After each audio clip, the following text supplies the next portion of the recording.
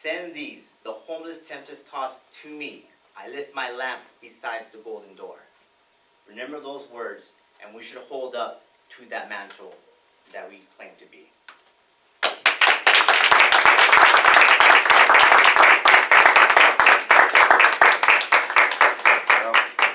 Please take 1 minute on the clock to write comments, and you can give them directly to Sal.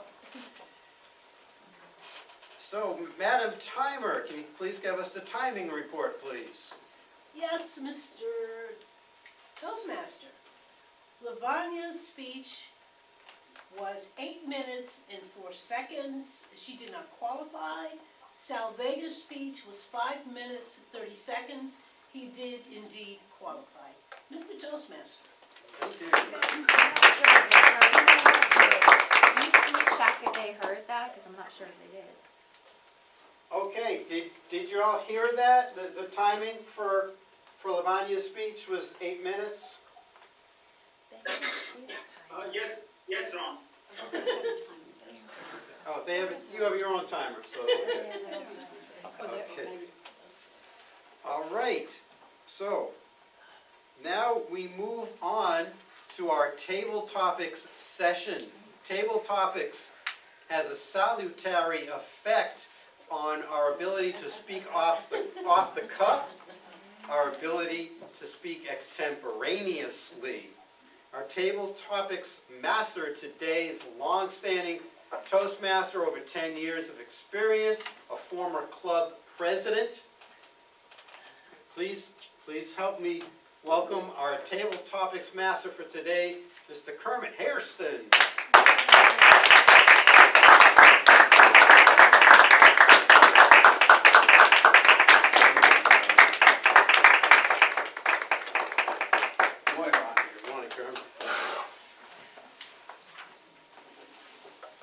And good evening to our residents club from India, and welcome.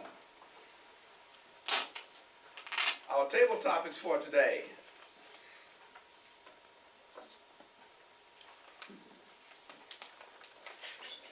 Our first question. First we have the timing requirement, please. Yes, Mr. Table Topics Master. For today's meeting here, the length of the table topics will be from 1 minute to 2 minutes and 30 seconds. Only today. At the 1 minute point, I'll turn the green light on. At the 1.5 minute, I'll turn the amber light on. And at the 2 minute mark, I'll turn the red light on. And there's a 30-second window on both sides. If you qualify at 45 seconds, Mr. Table Topics Master. Thank you. Thank you. Thank you very much. Thank you. Our first question. If you had the power to make the world a better place, what would you do? And that question goes to Kumar. Krishna Kumar. Kristen Kumar.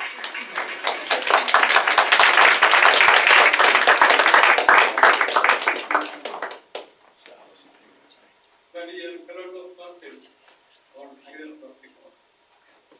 good morning. Good morning. Good evening. If I am given the power to change the world, what I am going to do, I believe that is the table topic given to me. Yes. Yes. Yes. Yes. Well, we have seen several world leaders who come up with mighty powers, with mighty nations, but doing nothing for the sake of men. But if I am given the chance, well, I will try to do something better. But what? That is the biggest question. Friends, we are living in a world of poverty in certain part of the world. Of course, it may not be a part of USA and the developed world, but the majority of the world population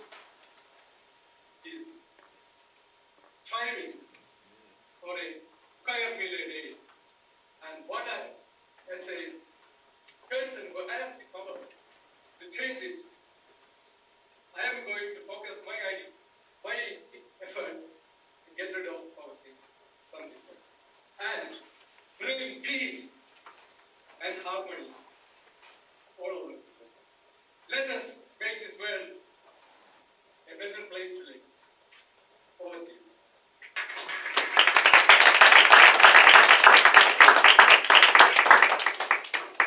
Thank you very much.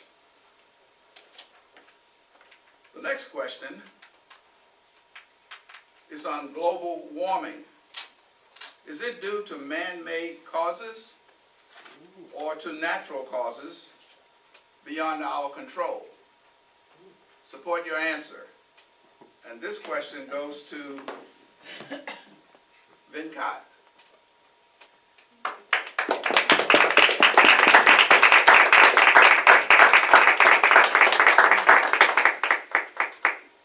Before I start, could you just expand the full sentence? Global warming is it man-made? Say it again. Say it again.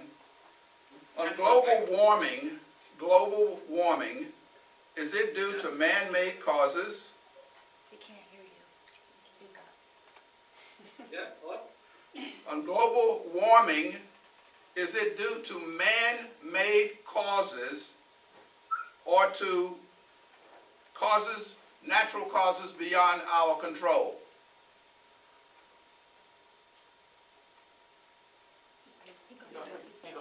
Okay, partners have dining tables in breakfast and dinner. Yes, global warming has two parts. One is certainly man-made. Why is that? It's because of greed. Man wants to expand his empire beyond his normal territory. Whether it's US, who is trying to buy countries like England and India, trying to create history by trying to bring back Pakistan or Kashmir. So the greed extends not only to humanity but to all kinds of people. So the basic thing is global warming is man-made to some extent. Can we control it? Yes, is it possible to control? Yes, it's possible. We have to adopt a manner of contentment. If I'm content with what I have, it's possible not to expand my dreams beyond. If I don't have the contentment, these things keep occurring on a daily basis, on a monthly basis, on a yearly basis, and for generations, not just now, and for the future. To summarize, yes, this is man-made, and this also has another twist that it can be brought down to science. Thank you.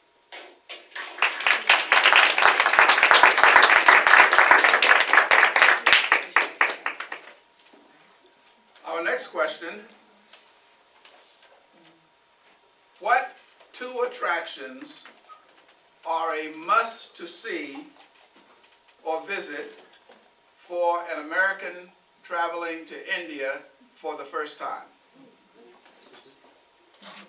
What two attractions are a must to see for an American traveling to India for the first time? This question goes to Arobinda.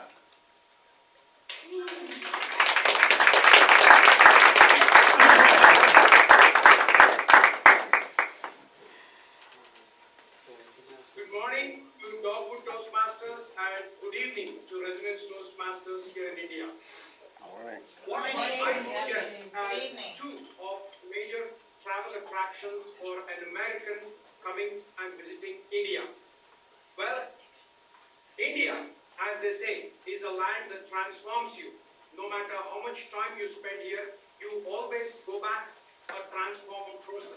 Having said that, there are plenty of opportunities for an American visitor to have a fantastic time, to bask in the glory of the glorious history of India, the historical monuments, ancient archaeological sites, towns, nature, beaches, islands, Himalayas, snow-capped mountains, backwaters, you name it, you have it. Having said that, I like to pinpoint two special places that I personally feel is a must visit for any American visiting. Number one would be a small Himalayan state in the north called Sikkim, which is the cleanest place in India with zero plastic and at the lap of the Himalayas, number one.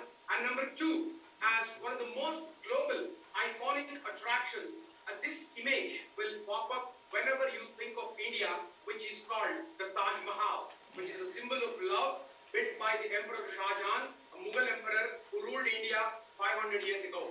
This is purely made of marble and is an architectural, site to behold.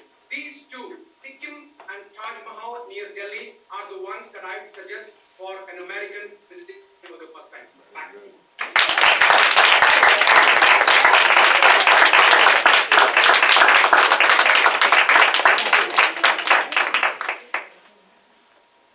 And our last question for today, for Elon Musk's first trip to Mars, there's only room for 100 people on the spacecraft, but 50,000 people are on the waiting list, and they all have the financial means to go. What will you do to ensure that you are one of the 100? And this question goes to Eswa.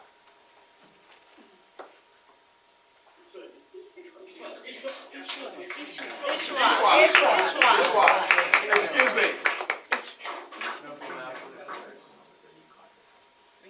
It's loud and clear. Good morning. Good morning. Good evening. Not easier. If you repeat it again, it will take another half a minute.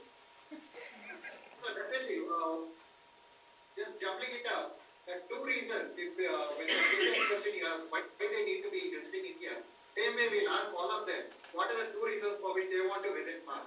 By the time they keep thinking, before that this table topic is known to me, I would be answering that one. I know what are the root of it and required. And obviously, we would be telling them there are different ways and there is lots of risk for the people who are going there for the first time. So do you want to be part of that risky guys, or do you want to take a less risky in the second trip? So obviously people will tend to choose the less riskier one. So obviously I would like to say, and let me be the one, the walking, talking guy to be taking the first trip to out there. And once I go there, I'll get to know what are the things and make things easier. Believing that people will just back out. And with that, I'll just get a chance to go over there. So that will be my strategy. So, over to you.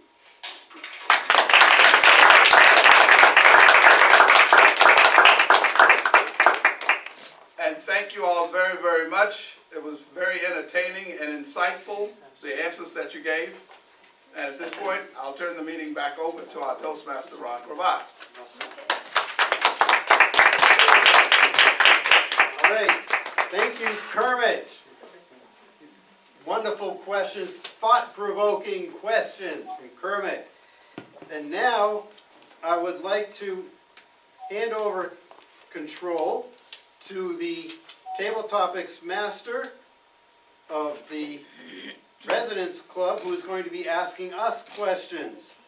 Please help me welcome Vasant Pujari.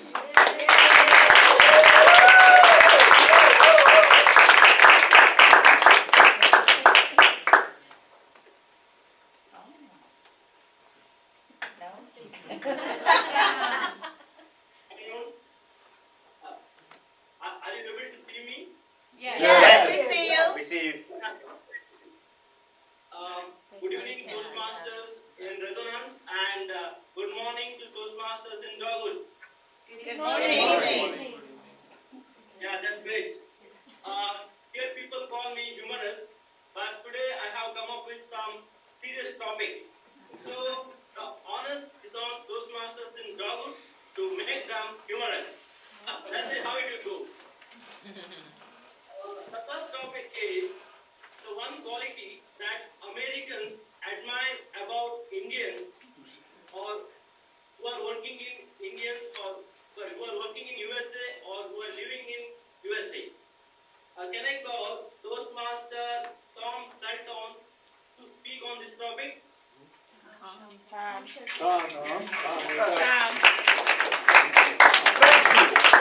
What is one question Americans admire? Tom, they can't see. Stand in the blue. Yes, Stand here. No, Tom. And Here. lectern. yes. Up the way. What is one question Americans admire about Indians? Is that the question? Yes. That's it, nothing else. Correct. I think there is more than one, but one thing I think the Americans admire the most about Indians, they are very hard-working and conscientious. Indians are very hard-working and conscientious. All the Indians who I've met, especially I've met so many in Toastmasters, and they're very hardworking. And they're very punctual also. Also very intelligent. I just can give examples. I shouldn't point out names, but kind of like we had an Indian president, Anwisha, our program quality director. And Sumit was our recent president of our club. And he helped unify a lot of things when we were different, like in the matter about using the Pledge of Allegiance, which we gave up. He showed great leadership in that process. And then Wisha worked very hard in her educational role in the district last year. And she gave they're good speaker, they're creative too. Indians are very good, but very hardworking. A tremendous amount of work. She had to travel all over the state as club director. Last year, she had to travel all over the state. It was a lot of work, and she kept doing it, and then she's now even had plenty of work as program quality director now, and very enthusiastic, and they can put speeches together very creatively. I think Indians, the educational system in America, when they come to America, they enroll in universities and they work very hard and they do very well. That's outside of Toastmasters. So Indians are very hardworking. That's my best thing.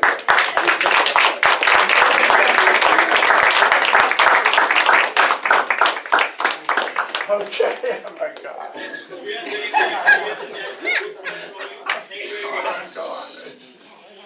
The next topic is very serious topic. As I said, topic is what is the difference between living and existing? What is the difference between living and existing? Can I call Toastmaster Yolande Berta for this topic?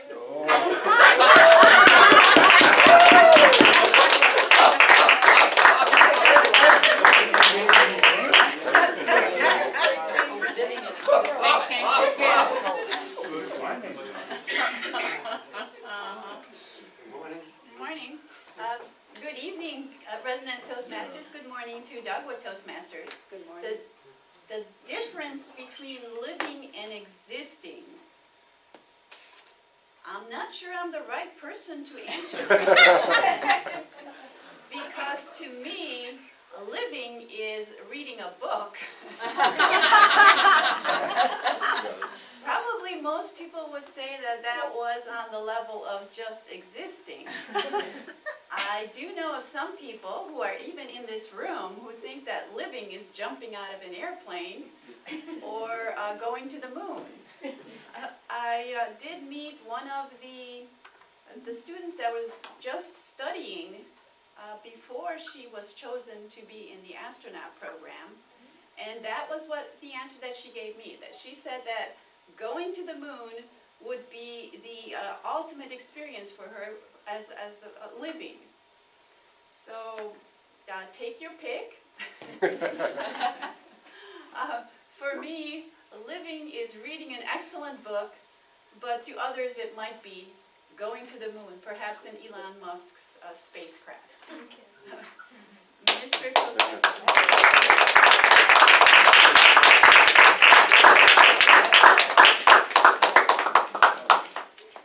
Yolande for keeping it humorous as I requested. The next topic is going to be serious. The onus is on you to make it humorous. The topic is, would you break the law to save a loved one? Would you break the law to save a loved one?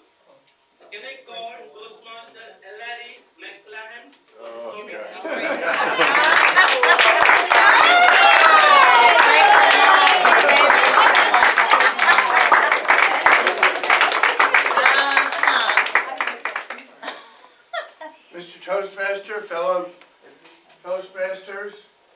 friends in India, would I break the law to save a loved one? I definitely would break the law to save a loved one, unless it put my own life at risk. Then I'd have to make a decision. How are things going with this loved one? I've got a couple of situations in which, you might do better just to let him go.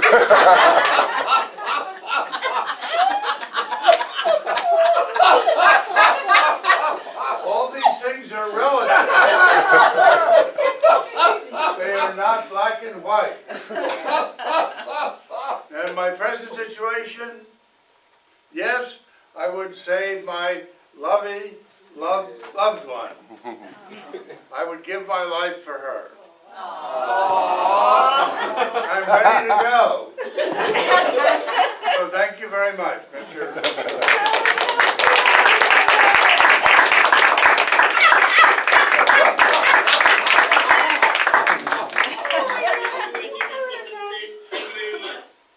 And the last topic,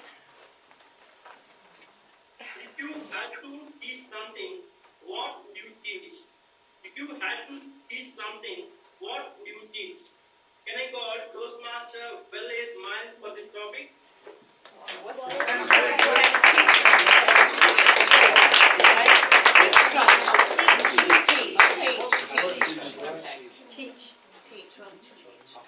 Just want to clarify, you said if I had to teach something, what would I teach, correct? Good morning, fellow Toastmasters, and good evening, residents. It's an honor to share this time and connect with you all the way across the world. If I could teach something, I would teach you about me.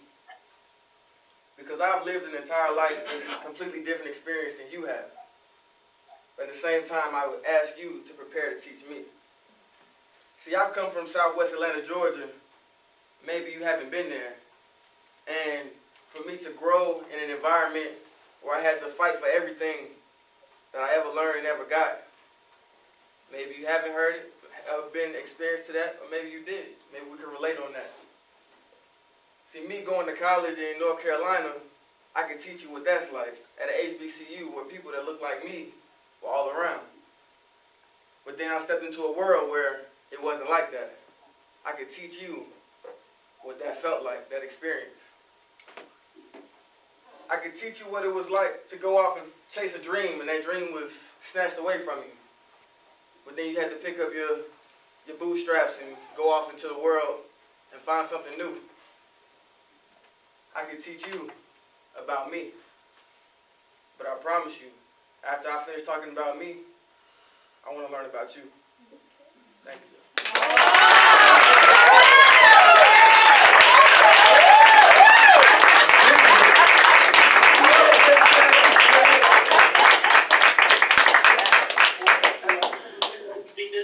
For your speeches.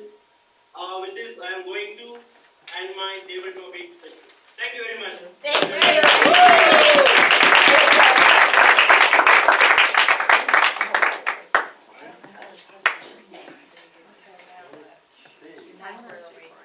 Okay, thank you very much for those creative table topics questions.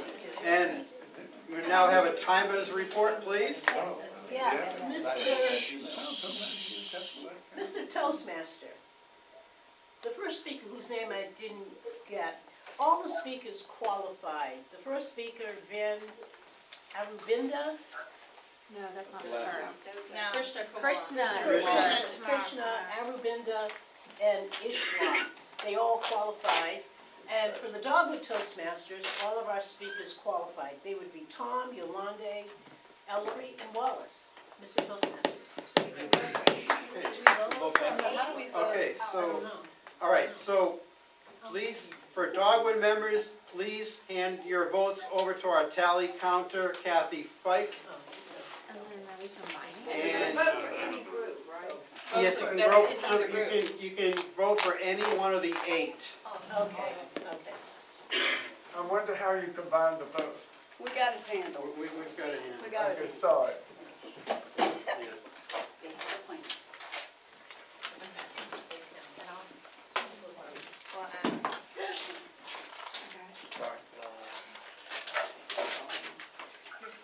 Well, I hate to say it, but I just want to know about it. I mean, I don't hate to say it, but. Vote? Yeah, I'll take it.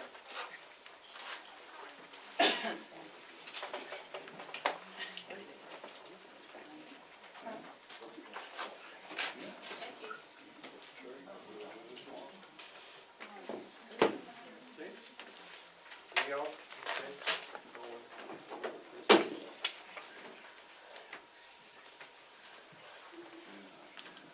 You want these back? Did you make these? Okay. All right, at this point, we would like to transition over to the evaluation section of our meeting. Please help me welcome our general evaluator for the day, Mr. Jagadish.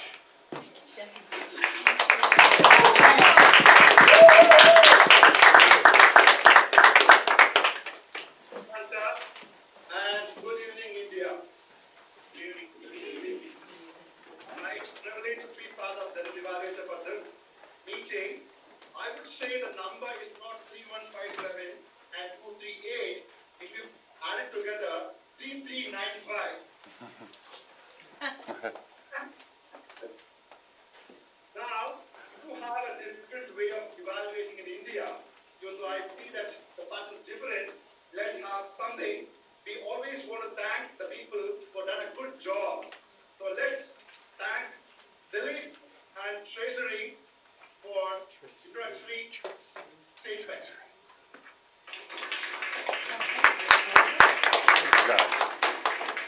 Then we do have Varun and Kate doing a great job as the president of their respective clubs.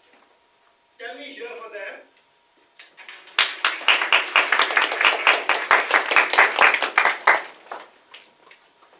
Ron, I'll come back to this later.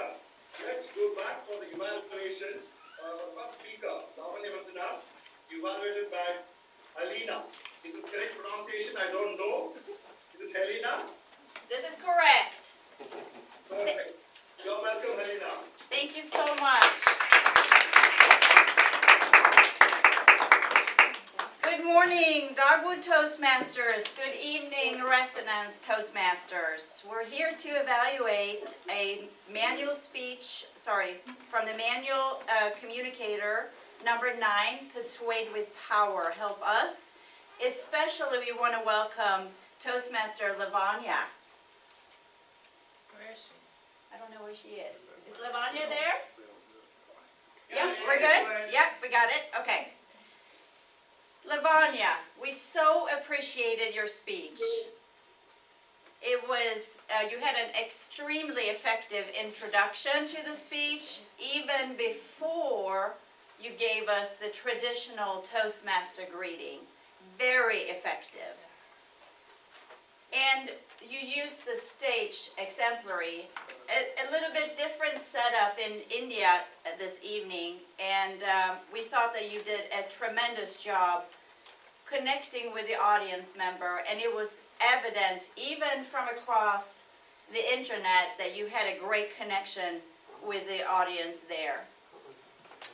Your pauses that you used in your speech were so effective, and that's an area that is hard when you're a new Toastmaster, to be comfortable in incorporating pauses into your speech. You did a beautiful job. Great articulation and voice modulation throughout the speech. Also, you used gestures very effectively and really engaged us, both here in the US as well as in India. A personal story always gives us even more reason to listen to you, and I thought you did a really, really great job there.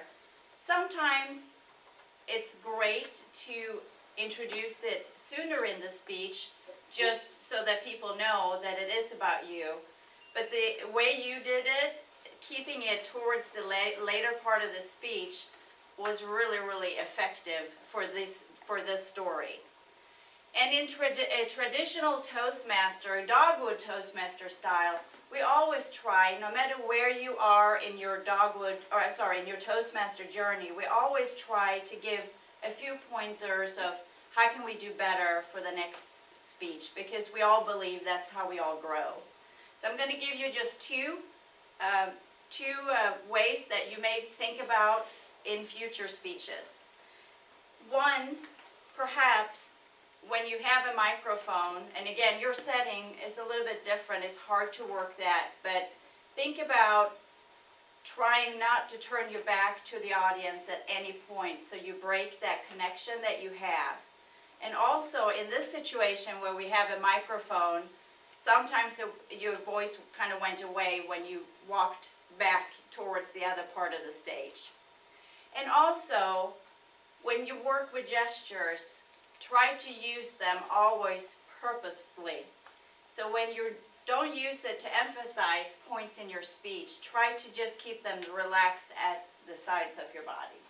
But a wonderful speech, and we hope that we have the opportunity to hear you sometime in the future share another story with us. Thank you so much.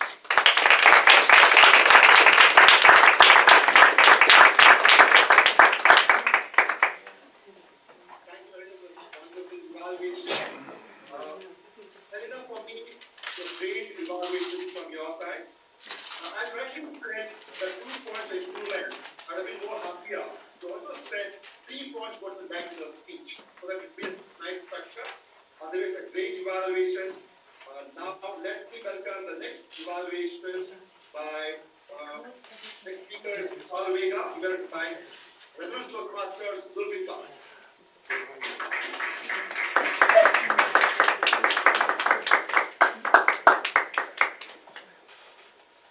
General evaluator, fellow Toastmasters across continents, Toastmaster Saul Vega in particular. Saul Vega, today you spoke from your heart. I think your speech was about optimism and hope that you are seeing in the United States.